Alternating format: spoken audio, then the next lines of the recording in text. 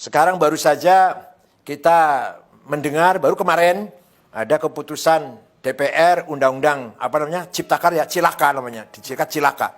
Itu jelas tidak seimbang. Hanya menguntungkan satu kelompok, hanya menguntungkan konglomerat, kapitalis, investor, tapi menindas, menginjak kepentingan atau nasib para buruh, para petani, rakyat kecil. Kita harus punya sikap yang tegas dalam hal ini. Mari kita cari jalan keluar yang elegan, yang seimbang, tawassut. Kepentingan konglomerat ya harus kita jamin, keselamatannya, kepentingannya, tapi buruh dan rakyat kecil pun harus kita jamin. Yang menyangkut pertanahan, yang menyangkut kedaulatan pangan, yang menyangkut pendidikan. Pendidikan dianggap lembaga, pendidikan dianggap kayak perusahaan, seperti perusahaan. Ini tidak benar. Kita harus melakukan review, harus melakukan minta ditinjau ulang, tapi dengan cara elegan. Jangan cara anarkis, tidak. Dengan cara elegan, kita harus bersuara demi warga NU, demi NU, demi wasatiyah, al-istimaiyah, moderasi dalam membangun masyarakat yang moderat. Tidak boleh mengorbankan rakyat kecil. Undang-Undang Dasar 45 yang masih jauh panggang dari api, apa istilahnya gitu ya, jauh panggang dari api, yang masih jauh dari implementasi. Undang-Undang Dasar 45 nomor 33 itu hanya tulisan di atas kertas. Hanya tulisan hitam di atas kertas putih itu.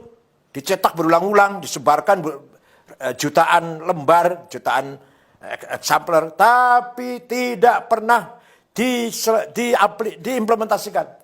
Bahwa kekayaan Indonesia ini kan alam ini untuk seluruh rakyat Indonesia. Apa itu sudah terimplementasi? Sudah terrealisasi? Sama sekali tidak. Sama sekali tidak. Bahkan yang kaya semakin kaya, yang miskin semakin miskin.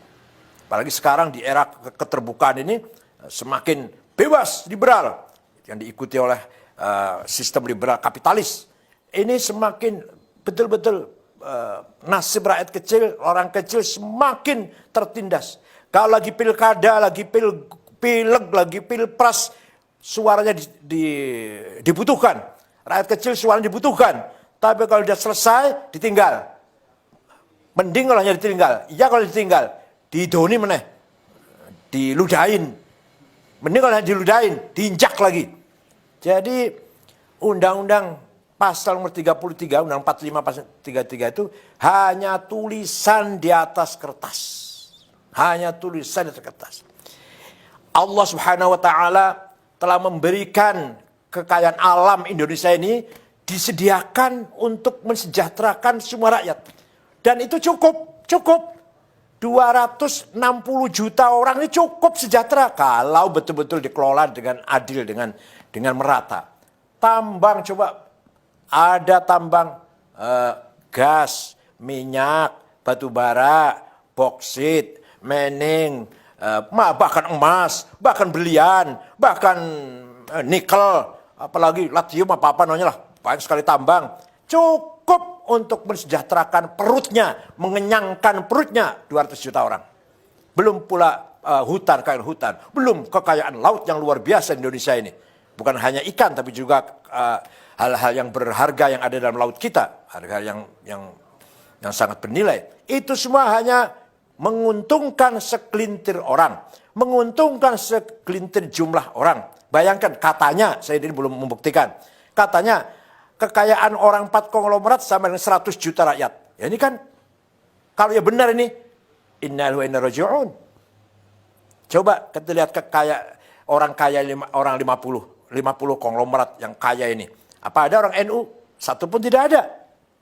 Ini berarti kan tidak ada pemerataan sama sekali. Ada, saya juga sering ngomong ini, sudah saya bosan sama ngomong ini. Ada pengusaha yang menguasai 5 juta hektar. Tapi warga NU di desa 1 meter aja, 1 jengkal aja nggak punya. Para petani kita. Ini jelas sekali tidak membangun keseimbangan.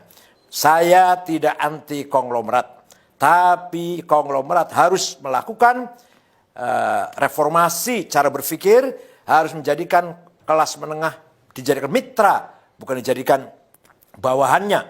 Kelas menengah harus menganggap mitra bagi kelas kecil. Kelas kecil harus merangkul buruh tani, rakyat kecil. Fuqara wal masakin, syagholin, ummal, buruh kecil. Itu harus selalu bergandengan tangan. Tidak boleh konglomerat menganggap kelas menengah itu bawahannya atau sapi perahannya. Kelas menengah menganggap kelas kecil sapi perahannya, bawahannya, dan kelas kecil jauh dari fuqara wal masakin, tidak boleh. Oleh karena itu sekali lagi saya mengharapkan NU nanti bersikap menyikapi undang-undang yang baru saja diketok kemarin ini dengan kritik, dengan sikap kritis, tapi elegan. Tidak boleh menggunakan cara-cara anarkis, tidak ada gunanya itu.